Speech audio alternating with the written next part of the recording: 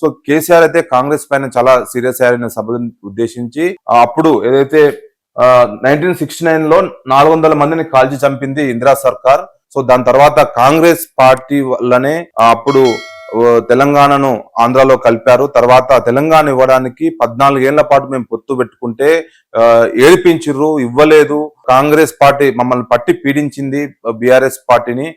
14 ఏళ్ళు పొత్తులో ఉన్నా కూడా ఎక్కడ మాట వినలేదు అంటూ ఆయన నిన్న కేసీఆర్ సభాముఖ్యంగా ఫైర్ అయ్యారు. సో ఎక్కడున్న తెలంగాణ ఎక్కడికి పోయిందంటే 10 ఏళ్ల పాలనలో బీఆర్ఎస్ పాలనలో తెలంగాణ ప్రపంచంలో భారతదేశంలో అగ్రగామి రాష్ట్రంగా ఉంది. అలాంటి రాష్ట్రాన్ని ఇప్పుడు ఆగం చేసిర్రు. ఇలాంటి పరిస్థితి నేను చూడాల్సి వస్తుంది అనుకోలేదు. సో ఇదంతా కాంగ్రెస్ వల్లనే. కాంగ్రెస్ ఒక మాట చెప్పి ఇప్పుడు ఒక మాట చెప్తుంది. కేవలం 16 నెలల్లోనే ఇంత ఘోరాలు చూడాల్సి వస్తుంది అనుకోలేదు. సో ఇంకా సమయం లేదు. నేను కూడా బయటికి వెళ్తాను, ఇక ప్రజాక్షేత్రంలో ఉంటాను. సో బీఆర్ఎస్ శ్రేణులు ఎవరు అధైర్యపడొద్దు. బీఆర్ఎస్ శ్రేణుల పైన కాంగ్రెస్ పార్టీకి సంబంధించిన నాయకులు కేసులు పెడుతున్నారు, సోషల్ మీడియా వారియర్స్ పైన కేసులు పెడుతున్నారు. ఎవరు భయపడిన అవసరం లేదు. సోషల్ మీడియా వారియర్స్ కు ఎవరైతే ప్రశ్నిస్తున్నారో వాళ్ళపైన పోలీసులు అక్రమ కేసులు పెడుతున్నారు. వారందరికీ మేము అండగా ఉంటాము. ఖచ్చితంగా మా లీగల్ టీము వెంటనే ఉంటుంది, నేను కూడా ఉంటాను. మీరు అధైర్యపడొద్దు. సో మీరంతా ప్రభుత్వాన్ని ప్రశ్నించాలంటూ ఆయన కేసీఆర్ నిన్న సభాముఖంగా మాట్లాడారు. సో నిన్న మొత్తం సభలో ఒక పిన్ డ్రాప్ సైలెంట్ కేసీఆర్ మాట్లాడుతుంటే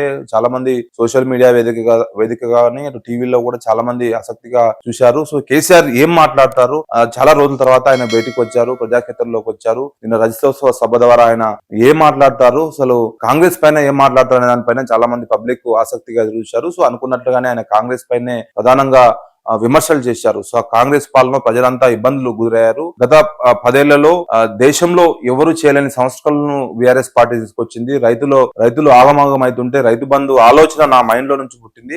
అందులో భాగంగానే రైతుకు 5,000 ఎకరానికి ప్రతి సంవత్సరం 2 సార్లు ఇచ్చాము. కానీ కాంగ్రెస్ వాళ్ళు అధికారంలోకి వచ్చినాక దాన్ని నెరవేర్చలేరు.